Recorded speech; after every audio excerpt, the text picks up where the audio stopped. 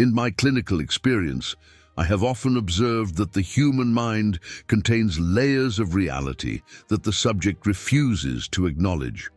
When I look at what you call the upside down, I do not see a supernatural dimension, but rather a vivid metaphor for the unconscious, the vast territory of thoughts, memories, and impulses that have been pushed aside because they are too threatening for the conscious mind to endure. The darkness of this world is not incidental. It is the result of repression, the psychological mechanism that buries what the individual is not prepared to confront. You must understand that the unconscious does not disappear simply because one avoids it. On the contrary, the more intensely something is repressed, the more power it gains in the shadows. The upside down embodies precisely this phenomenon. It is a mirror of the inner world after years of denial, frozen, decaying, and inhabited by creatures that represent emotions distorted by fear. What was once a natural part of the psyche becomes monstrous when forgotten. This is the architecture of repression.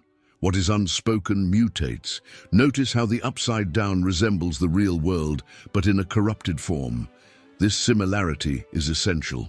The unconscious is not separate from your ordinary life. It is intimately connected to it, influencing your decisions, relationships, and dreams. But because these contents cannot be expressed openly, they appear twisted, as if viewed through murky water. The vines that suffocate the landscape symbolize intrusive thoughts that wrap themselves around the psyche, feeding on what has not been emotionally processed. In many patients, I observed that traumatic memories behave precisely this way. They remain alive, but in a disfigured state.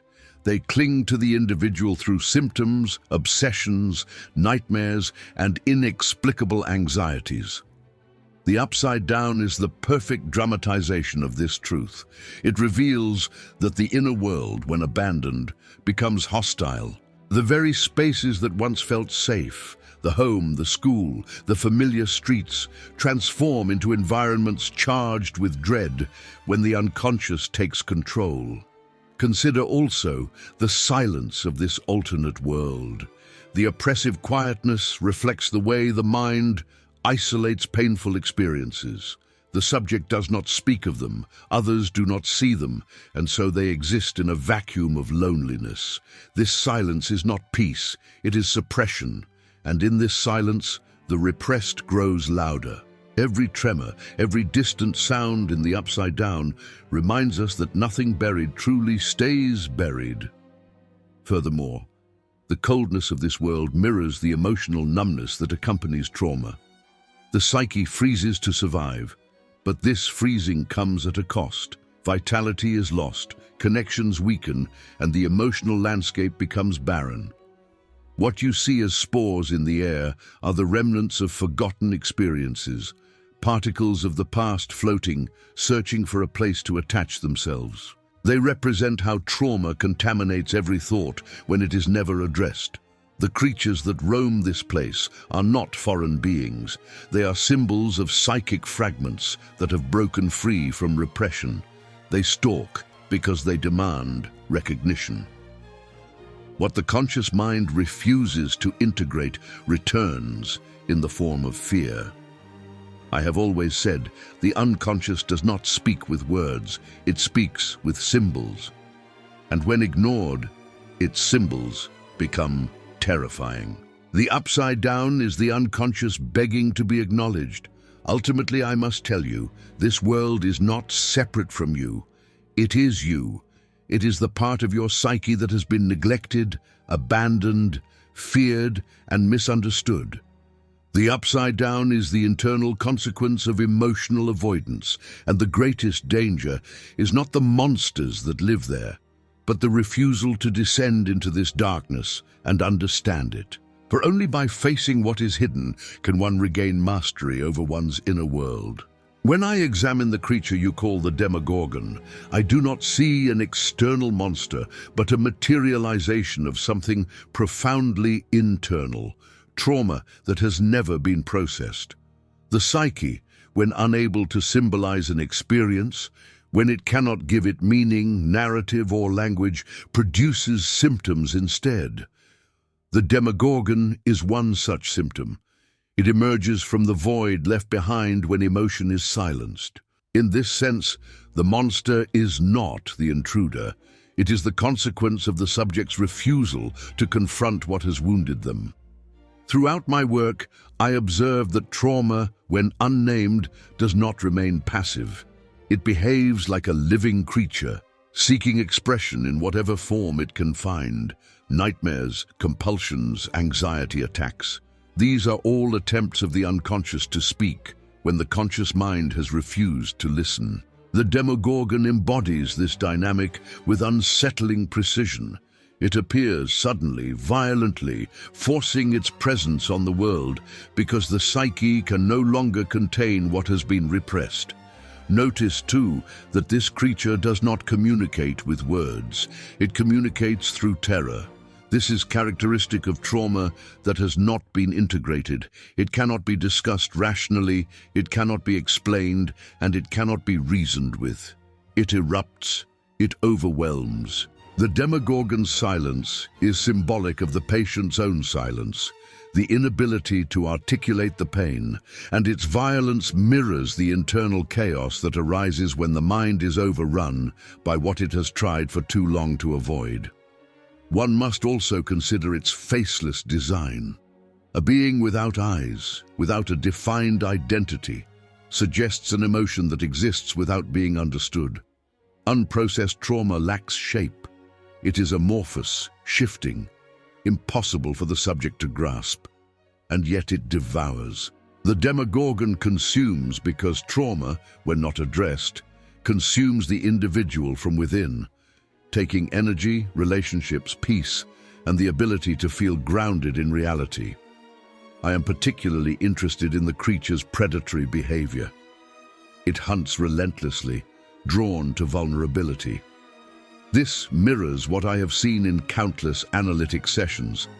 Trauma resurfaces precisely at the moments when an individual feels weakest, loneliest, or emotionally exposed.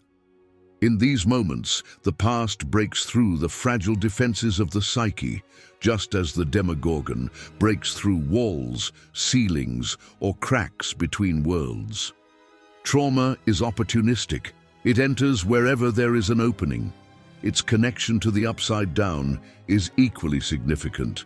The creature does not originate in the conscious world, but emerges from the depths of the unconscious, where the individual has attempted to bury painful memories. In psychoanalysis, I have often warned that repression does not eliminate suffering, it merely relocates it. The Demogorgon's ability to cross between dimensions symbolizes the moment when this buried suffering breaches the barrier and invades conscious life. Furthermore, its pursuit of children reveals an unsettling truth. Trauma often originates in childhood. The psyche of the child is not yet fully equipped to understand or articulate distressing experiences, making them especially vulnerable to unprocessed pain. The Demogorgon, returning again and again, represents how childhood wounds persist long into adulthood, resurfacing in disguised forms until properly confronted. In the end, I must tell you, the Demogorgon's existence is not a mystery of nature. It is a message from the psyche. It is the return of what has been avoided, the embodiment of pain that was never allowed to become language. If the subject refuses to name their trauma, to face it, to understand it, the trauma will speak for itself.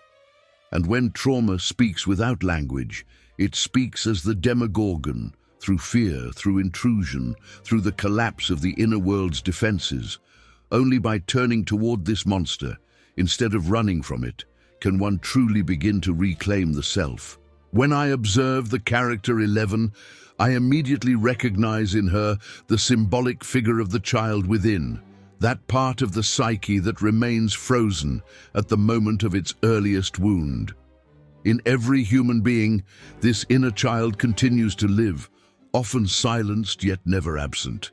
Eleven's isolation, her deprivation of tenderness, and the brutal experiments imposed upon her evoke precisely the environment in which psychic fractures take root. She becomes the embodiment of what I call the objet petit blessé, the injured nucleus of the self, which, though wounded, still seeks expression. The paradox of the human psyche is evident in her. The same forces that threaten to break the child are often those that awaken her hidden potential. In my clinical work, I witnessed how childhood suffering can give rise not only to symptoms, but also to extraordinary psychological defenses, resilience, intuition, and a heightened sensitivity to emotional realities. Eleven's powers are a dramatic representation of this phenomenon. Her pain becomes the very source of her strength. Her telekinetic abilities are nothing more than a metaphor for the psychic power born from trauma. Raised in an environment devoid of affection, she learns to survive by amplifying her perceptual and emotional radar. This, too, I have seen frequently. The traumatized child becomes hypervigilant, attuned to every nuance of threat. For 11, this vigilance becomes literal. She can feel what others cannot. Her gift mirrors the child who grows into an adult capable of reading rooms, anticipating danger, interpreting emotions with uncanny precision. Pain heightens perception. Yet her power is inseparable from her fragility. I must emphasize that trauma splits the psyche. One part becomes immensely strong to survive, while another remains fragile, yearning for the affection that was denied. Eleven's struggles to form relationships, to trust, to belong. All of these reveal the tender child, hidden beneath her extraordinary abilities. She is not simply a hero. She is a wounded being who carries her longing in silence. One might ask, why is she and not the others the only one capable of confronting the monstrosities of the upside down? My answer is simple. Only the wounded child knows how to face the darkness that resembles her own. Trauma forces the psyche to look inward, to wrestle with shadows. 11, having walked through inner chaos, possesses a familiarity with the abyss. Her battles are not just external. They mirror her internal confrontation with abandonment, fear, and the terror of having been treated as an object rather than a person. Her journey toward reclaiming her identity, her name, her autonomy, her sense of self, reflects the essential therapeutic process. The child must be recognized, heard, and reintegrated into the adult psyche. She learns to say no, to set boundaries, to choose love over submission. These are the milestones of emotional healing. In each act of defiance, she reclaims a piece of the self that was taken from her. Thus, 11 teaches us a profound truth, that the wounded child within us is not merely a remnant of suffering, but also a reservoir of immense psychic energy. When this child is acknowledged and cared for, the individual gains access to extraordinary emotional power, the power to confront fear, to seek love, and to transform inner chaos into meaning. 11, in her fragility and strength, reveals that our greatest wounds can become the source of our deepest potential. As I examine the dynamics of the group in Stranger Things, I observe a phenomenon I have long described in my work. The individual ego does not develop in isolation, but is shaped and reinforced through relationships. For the children of Hawkins, friendship becomes the architecture that supports the self. When the world threatens to collapse, when monsters appear, when families fracture, when fear overwhelms, it is the group that binds their fragmented psyches together. In this sense, their friendship functions as a collective ego, an externalized structure that stabilizes each of them. Every friend within this group assumes a psychological role that, in my theory, corresponds to essential functions of the ego. One becomes the voice of logic, another the anchor of emotional warmth, another the strategist who anticipates danger. These roles are not accidental. They mirror the internal components each human being needs to face conflict. When individuals lack these inner resources, the psyche often compensates by seeking them externally through relationships. Thus, the group becomes a mirror of the internal world, an external ego that assists in organizing their fears and impulses. The presence of the group also creates what I call a holding environment for the psyche. Alone, each child would succumb to overwhelming anxiety, but together, they distribute emotional burdens among themselves. Fear becomes bearable when shared. This diffusion of affect is one of the ego's most crucial functions, to regulate the intensity of emotions so the individual is not consumed by them. The group performs this task with remarkable precision, allowing each member to remain psychologically intact amid extraordinary circumstances. A particularly striking aspect is the way the group negotiates conflicts, reconciles differences, and reaffirms loyalty. These processes are analogous to the ego, mediating between internal drives and external reality. When tensions arise, jealousy, disagreement, frustration, the group adapts and reorganizes itself, just as the ego must constantly readjust to maintain stability. Their ability to remain united reflects the resilience of a healthy psychic structure, one capable of tolerating complexity without disintegrating. Moreover, the group offers each child a sense of identity that transcends individual limitations. Alone, they might feel powerless, but together they experience what I describe as ego strength, the capacity to act, to think clearly, and to confront danger. This enhanced sense of agency arises because the group temporarily suspends each member's feelings of inadequacy. The burden of self-doubt is lightened when shared, replaced by a collective certainty that they can overcome even the most terrifying adversaries. I must emphasize that the emotional bonds formed within this group serve not only as support, but also as protection against regression. Traumatic encounters, such as those with the Demogorgon or the Mind Flayer, could easily pull the children back into primitive states of fear and helplessness. But the group prevents this collapse by constantly reaffirming reality, offering grounding through friendship, communication, humor, and trust. In psychoanalytic terms, they prevent the psyche from sinking into the realm of pure anxiety by functioning as an external stabilizing force. Thus, I conclude that the group in Stranger Things is far more than a set of companions. It is the living symbol of the ego's capacity to organize and withstand chaos. Each friend becomes a psychological pillar, reason, courage, empathy, determination, supporting the others in moments when their internal structures tremble. Together, they reveal a profound truth. No psyche stands alone. The human mind remains upright not only through inner strength, but through the hands that hold it from the outside. When I observe the figure of Vecna, I do not see simply a supernatural antagonist. What I perceive is the embodiment of one of the most oppressive forces of the human psyche, the cruel and punitive dimension of the superego.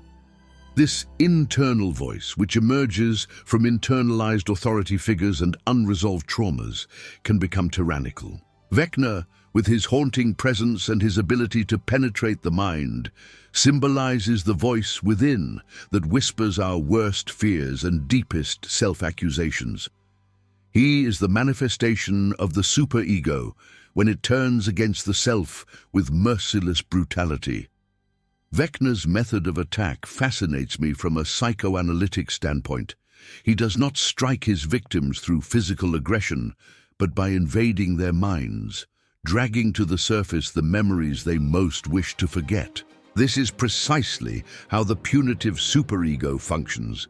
It resurrects past failures, losses, humiliations, and guilt, replaying them with obsessive intensity.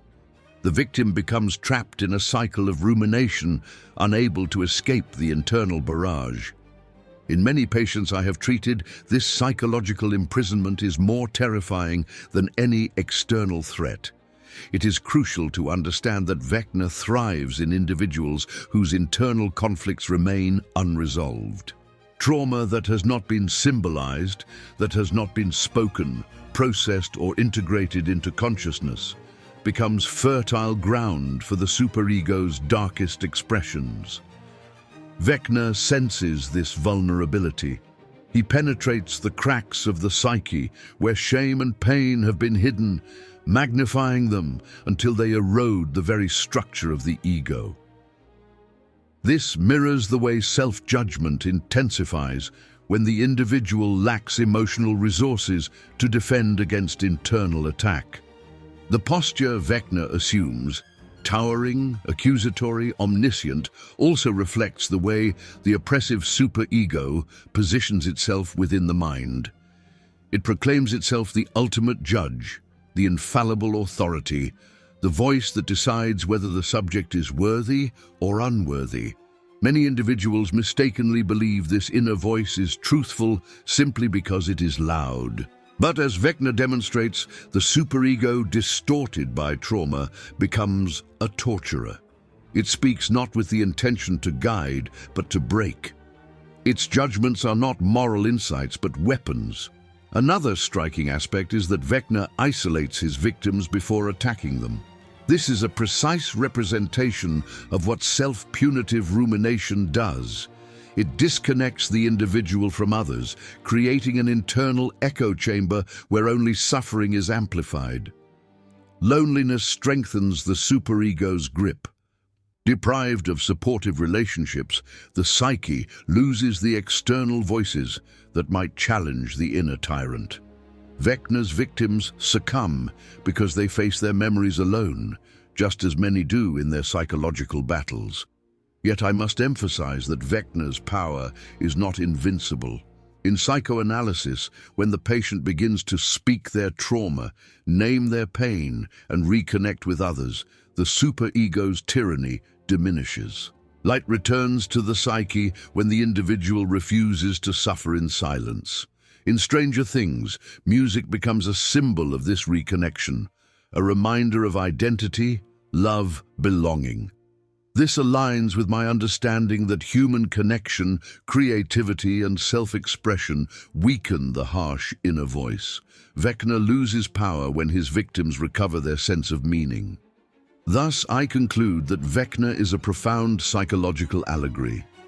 He represents the internal tormentor, the voice that shames and condemns, the force that uses our worst memories as chains.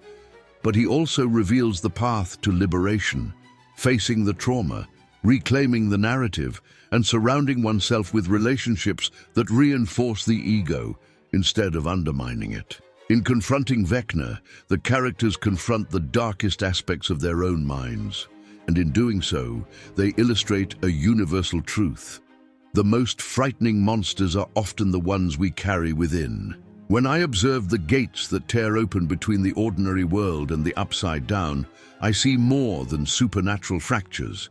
I see psychological ruptures, the precise moment when repression fails and the unconscious forces its way into consciousness. These breaches symbolize the breakdowns I have witnessed countless times in my patients. When the emotional burden becomes too great, when trauma pushes insistently from below, reality itself begins to distort. The gate is not an external phenomenon, it is an internal implosion. Such openings occur when the psyche can no longer maintain the delicate balance between what it wishes to remember and what it desperately seeks to forget. Repression, after all, is not a flawless mechanism. It is constantly pressured by unresolved pain, guilt, and fear. When the ego grows exhausted, the walls between the conscious and the unconscious weaken. This collapse is the gate. It is the moment in which the subject can no longer hide from what haunts them. And just like the upside down, the repressed returns in contaminated form. The monsters that emerge through these fractures, Demogorgons, shadow creatures, or Vecna himself, represent the emotional content that was too overwhelming to be symbolized. Trauma, once denied, does not vanish. It festers, And when it finally crosses the threshold into awareness, it does so with violence. The creature is the unprocessed memory, the unnamed fear, the shameful thought given form. It is not born from the external world, but from the internal chaos of a psyche on the verge of collapse. What fascinates me is that the gates are not random. They appear in moments of extreme emotional activation, grief, terror, loneliness, or psychic overload. This aligns perfectly with the psychoanalytic understanding that trauma does not simply return, but does so at the precise moment the individual is too weak to defend against it. These gates appear where repression is thinnest. They mark the points of greatest psychological vulnerability, and they reveal that the boundary between the worlds is far more fragile than the subject imagines. The spreading vines and corruption that pour from the upside down symbolize the invasive nature of traumatic memories once they breach containment. The subject begins to feel as though the entire world is infected, that every relationship, every thought, every moment is touched by the trauma. This is how many individuals describe severe psychological collapse, the feeling that reality has been altered, darkened, poisoned. The gate is the first rupture. What follows is the slow takeover of the psyche by what was once hidden. Yet I insist that these ruptures, however terrifying, are also moments of profound revelation. When a gate opens, the subject confronts the truth they have avoided, sometimes for years. It is only by facing the contents of the unconscious, the monsters, the memories, the pain, that healing becomes possible. A gate is a crisis, yes, but it is also an invitation. It forces the individual to see what lies beneath their constructed facade, offering the chance to reintegrate what was disowned. Thus, I conclude that the gates between worlds are not mere portals to danger, but profound psychological metaphors. They remind us that trauma lives within us, pressuring, waiting, demanding acknowledgement. When reality breaks, it is the psyche announcing that it can no longer carry the burden alone. And so, the monsters emerge, not to destroy the subject, but to reveal the truth that must finally be confronted. Only by closing the gate, that is, by processing the trauma, can true stability return. The fracture is terrifying, but it is also the beginning of liberation.